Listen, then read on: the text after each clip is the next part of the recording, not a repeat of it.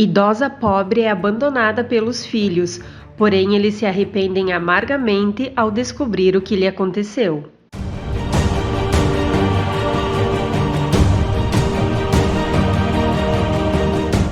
Seja bem-vindo ao canal Histórias Memoráveis. Se você gostar dessa história, se inscreve no canal e ativa o sininho, assim você será avisado sempre que postarmos uma nova história. Curta, comenta e compartilha. Matilde era uma dedicada mãe e foi abandonada doente em uma casa velha. Mesmo com o coração partido, ensinou a seus filhos uma lição que jamais esquecerão. Ela vivia sozinha em uma casa velha no interior, com seus 3 filhos, Tiago, João e Pedro. Todos eles tinham praticamente a mesma idade e sempre reclamavam de suas condições. Como seu pai saiu para trabalhar e não voltou mais, Matilde teve que criá-los sozinha enquanto via-os crescer. A falta do marido tornou a vida deles mais difícil, pois sem a ajuda ela passou por muitas dificuldades, muitas vezes faltando até comida em sua casa. A casa de Matilde ficava nas terras de um homem solitário chamado Augusto. Matilde trabalhava na lavoura para pagar por poder viver naquelas terras e poder colher alimentos que ela plantava. Muitas vezes Matilde e seus filhos se alimentavam somente de restos de comida.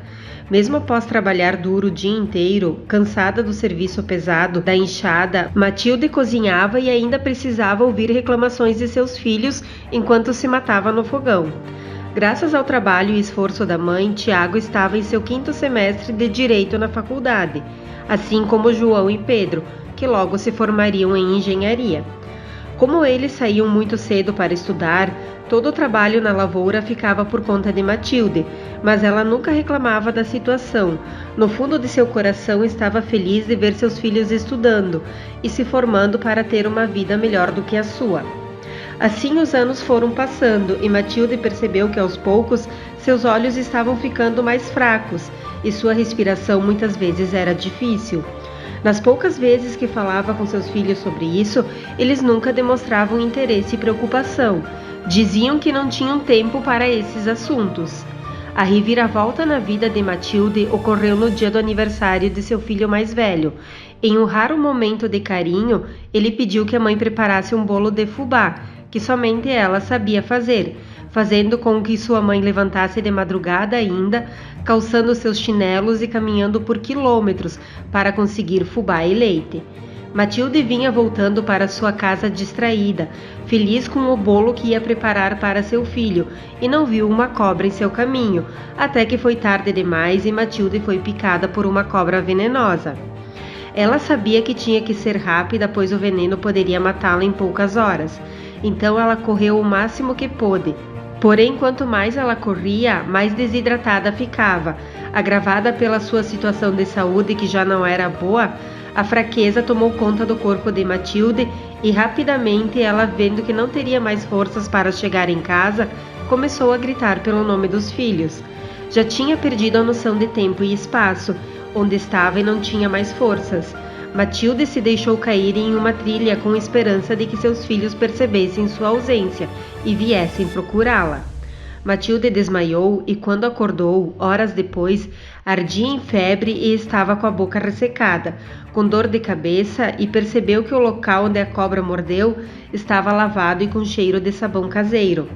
Ela olhou ao redor e percebeu que estava deitada em uma lona, e o vulto de uma mulher se aproximou dela, com uma criança no colo e um copo de água.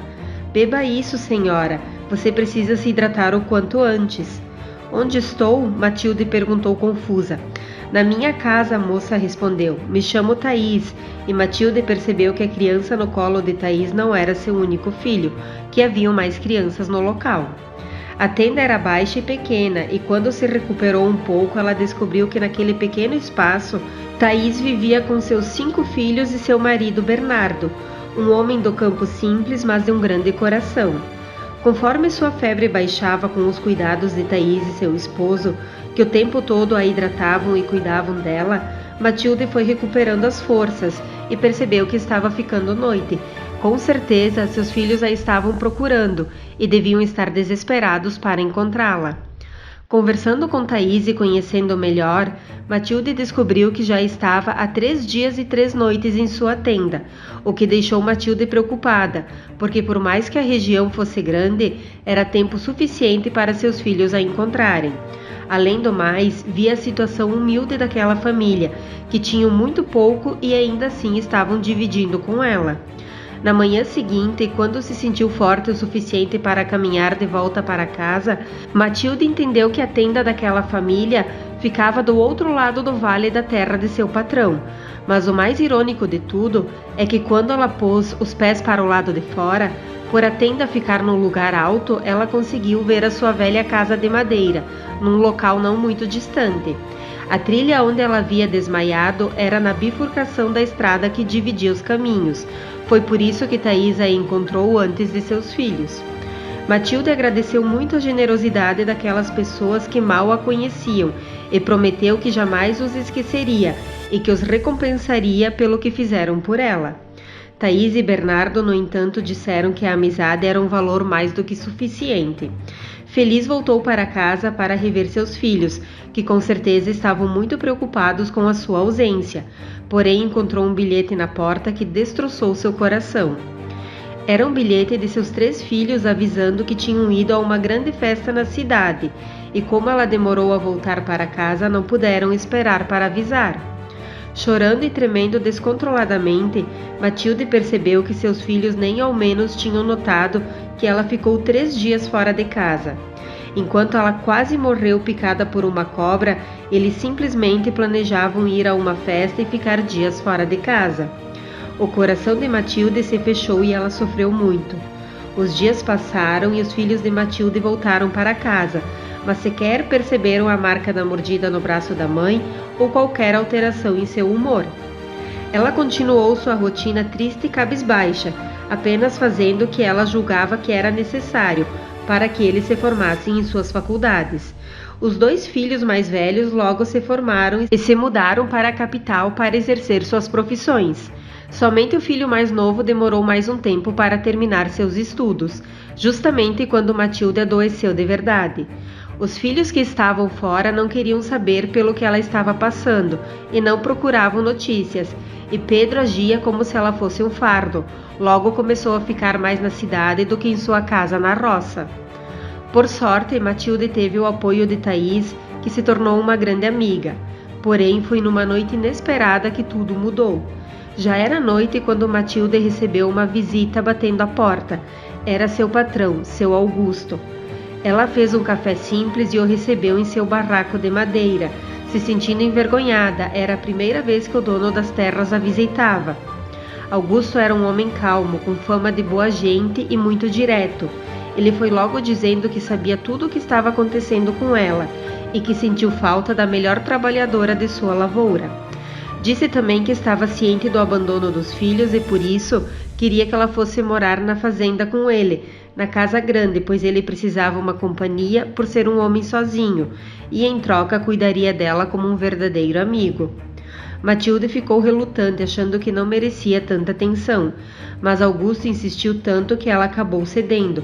Afinal, o frio estava chegando e ela não tinha ideia de quanto tempo mais poderia resistir a tanta solidão. Ela foi morar na casa do fazendeiro e ganhou o seu próprio quarto. No início, Augusto não deixou que ela movesse uma palha sequer, pois ele usou todos os recursos que tinha para recuperar a saúde de sua nova companhia. Ele a levou em hospitais particulares na capital e o tempo foi passando. Ela melhorou, então foi ela quem passou a tomar conta da grande casa do fazendeiro e toda a rotina. Ela não pegava mais na enxada, mas fazia comida, cuidava da limpeza e administrava o lar como uma grande governanta. Mesmo assim, em todo fim de tarde ela voltava à sua velha casa de madeira para ver se alguém tinha procurado por ela. Nunca um filho sequer voltou ou se teve notícia. Após um ano nessa nova rotina, Augusto revelou que tinha muito pouco tempo de vida, que durante todo esse tempo esteve observando seus melhores funcionários e assistindo de longe a vida sofrida de cada um. De todas as pessoas que trabalhavam por ali, nenhuma tinha sofrido tudo o que Matilde tinha passado, e por isso, ciente de que sua morte estava próxima, ele queria deixar tudo o que tinha para os empregados, pois não tinha herdeiros e assim sentiria que não morreu sozinho. Meses depois, a profecia do patrão se concretizou e seu advogado leu seu testamento, onde ele deixava todas as terras para os empregados, desde que ficasse sob a custódia e administração de Matilde. Sabendo da notícia, os 3 filhos de Matilde apareceram na fazenda, sedentos para se aproveitar da nova mansão onde a mãe morava agora. Eles a trataram com um carinho que nunca tiveram, levaram presentes e logo entraram no assunto para convencê-la a vender as suas partes da terra e ir viver na cidade. Apesar de escutá-los, Matilde não era a mesma mulher, disposta a sacrificar o que ainda restava de sua vida, não por eles, pois ambos já estavam formados, com suas vidas ajustadas, e até o dia que ela se tornou herdeira do fazendeiro, ninguém a tinha procurado. Sua missão com eles já estava cumprida, e ela agora tinha uma nova promessa que precisava cumprir. Assim como na parábola da Bíblia que fala sobre o filho pródigo, Matilde lançou seus filhos ao mundo e disse que o mundo ia ensiná-los a viver. Ela buscou Thaís e sua família na velha tenda de lona e deu a eles 2/3 de suas partes de terra, para que pudessem construir uma boa casa e plantarem suas próprias plantações. Finalmente ela estava pagando a dívida com a mulher que salvou a sua vida, e finalmente ela se sentia completamente em paz.